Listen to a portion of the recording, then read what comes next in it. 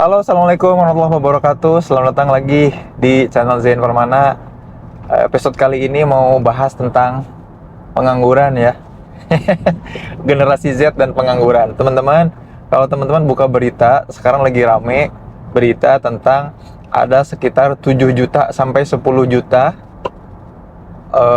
orang-orang atau generasi Z ya, orang-orang di umur 15 sampai 24 tahun yang termasuk kategori NEET ya. N, not, E-nya in employment, nggak kerja, juga not in education, nggak sekolah, juga not in training. Jadi NEET, N-E-E-T, not in employment, education, sama training. Artinya ada sekitar 7 sampai 10 juta. Nah, kenapa sekitar 7 sampai 10 juta? Karena kalau pakai data BPS ya, BPS Indonesia dalam angka dan lain-lain, itu angkanya di 7, berapa juta ya kalau data BPS. Tapi kalau beberapa lembaga survei dan pernyataan dari Wakil Menteri Keuangan, itu ada di 10 juta katanya si NEET ini, not in employment, not in employment, not in education, sama not in training ya, ada 10 juta. Aku nggak mau ngomongin dari sudut pandang makro pemerintahan ya.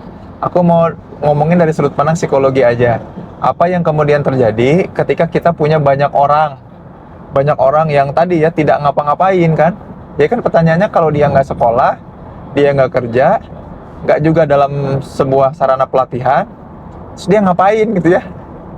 Bayangin ada hampir 7 sampai 10 juta, banyak banget berarti. Nah, apa yang terjadi? Jadi terlepas dari kalau Wakil Menteri itu di kanal berita CNBC bilang bahwa 10 juta NEET ini, orang-orang 15 sampai 24 tahun ini, itu berpotensi kemudian mengurangi potensi pemasukan pajak pemerintah. Nah, Wakil Menteri Keuangan wajar ya melihat dari sudut pandang itu. Mungkin kalau kita nanya dari industri, Kementerian Industri, atau mungkin dari sudut pandang lain, mungkin punya cerita yang berbeda. Tapi aku di sini mau bahas dari sudut pandang psikologis, teman-teman. Ada 7 sampai 10 juta anak muda yang begitu tuh, yang pengangguran itu, dampaknya apa? Nah, kita perlu tahu, teman-teman, 15 sampai 24, umur 15 sampai 20 ya, 15 sampai 19 lah, 15 sampai 19 tahun itu, di tahapan perkembangan psikologi itu masih masuk remaja, dan secara psikologis mereka itu lagi ada dalam tahap perkembangan di mana mereka butuh identitas atau pembangunan identitas. Jadi mereka itu senang masuk dalam sebuah kelompok tertentu, butuh bergabung dalam sebuah kelompok untuk tahu siapa dirinya, untuk ngasih referensi tentang jati dirinya. Ya, jadi kita sedang berhadapan sama orang-orang yang nggak ngapa-ngapain, tapi dia butuh banget untuk bisa tahu siapa dirinya dan butuh diterima dalam sebuah kelompok ya. Kalau teman-teman ingat zaman kita SMP ya, umur 15 atau SMA, kita butuh banget punya geng, punya teman sekelompok ya. Orang yang soleh-soleh mungkin ya, atau berusaha soleh, gabung di Rohis ya. Orang yang senang basket, main basket kan gitu ya. Orang yang kutu buku, senang baca buku, senang duduk di depan kalau di kelas kan. Kita tuh butuh bergabung dalam sebuah kelompok. Makanya butuh banget untuk ikut ekskul, punya geng, punya bestie itu SMP SMA-an. Dan usia segitu juga memang wah, senang banget bergabung dalam sebuah komunitas atau kelompok yang ada pergerakannya, yang mengagumi atau menyukai sesuatu gitu. Jadi orang-orang di usia itu tuh kalau suka sama sesuatu atau tidak suka sama sesuatu, gampang banget jadi komunitas dan gerakan. Makanya kalau ada orang-orang yang suka boyband atau girlband Korea, makanya jadi ARMY tuh, jadi pasukannya yang ngebela banget si boyband atau girlband Korea itu. Sebegitunya secara psikologis mereka kemudian membutuhkan identitas. Kebayang nggak ada orang yang nggak ngapa-ngapain, yang nggak punya kerjaan, yang nggak lagi sekolah dan juga dalam pelatihan, itu punya kebutuhan identitas yang tinggi. Satu itu sampai umur 19 tuh. Yang kedua, dari umur 19 sampai 25 itu fase-fase kritis seseorang, bukan cuman mencari jati dirinya, tapi juga kebutuhan untuk berkarya. Nah, ini jadi disertasi aku nih teman-teman ya, namanya ada dua fitur yang butuh banget untuk segera disalurkan, yaitu mobilisasi dan eksplorasi.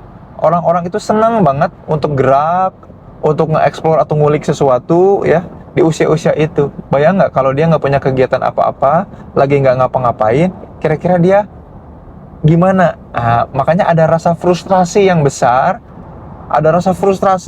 pengen sesuatu, tapi nggak punya akses ke situ. Kebayang nggak sih? Kalau kita butuh kelompok, sekolah ngasih kelompok itu. Aku kelas 2 di SMP mana, kan gitu ya. Aku jadi bagian bekerja di mana. Kalau dia nggak kerja dan nggak sekolah, identitasnya apa, teman-teman? Kebayang nggak rasa frustrasi di dalam psikologisnya itu satu. Atau teman-teman yang kemudian umur 19 sampai 25, dia lagi butuh berkarya, makanya kan ada yang namanya quarter life crisis. Aku tuh ngapain sih? Aku tuh mau jadi apa sih? Pertanyaan itu muncul di umur 19 sampai 25, teman-teman. Kebayang nggak kalau dia tidak sedang dalam pendidikan, tidak sedang dalam pekerjaan, ya, tidak juga sedang dalam sebuah sarana pelatihan, apa yang dia lakukan, apa yang dihasilkan? Padahal ada fitur dan kebutuhan di usianya itu yang tinggi untuk melakukan sesuatu. Nah ini pas aku baca itu, wah gawat, ini parah banget. Kenapa? Artinya kita lagi punya banyak orang yang nggak ngapa-ngapain, tapi kebutuhannya tinggi untuk dapat kelompok dan untuk ngapa-ngapain. Kita lagi berhadapan sama orang-orang dengan tensi yang tinggi, energi besar. Orang-orang yang punya energi besar. Diarahkan kemana? Diarahkan untuk apa?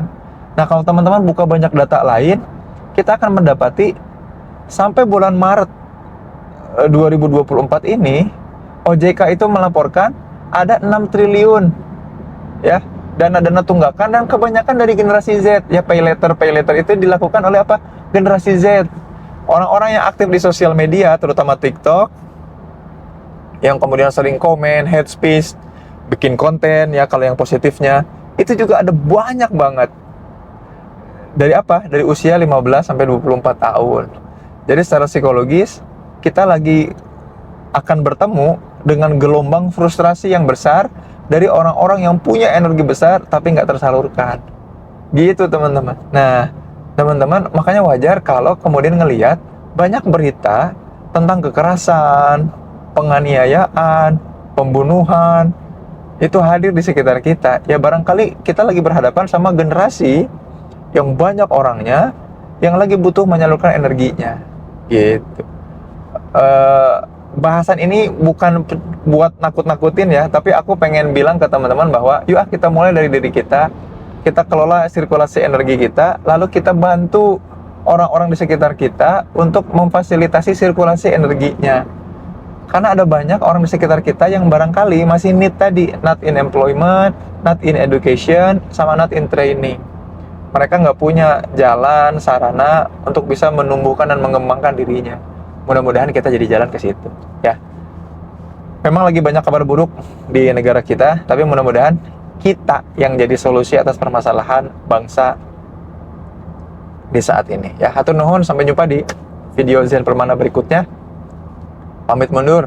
Assalamualaikum warahmatullahi wabarakatuh.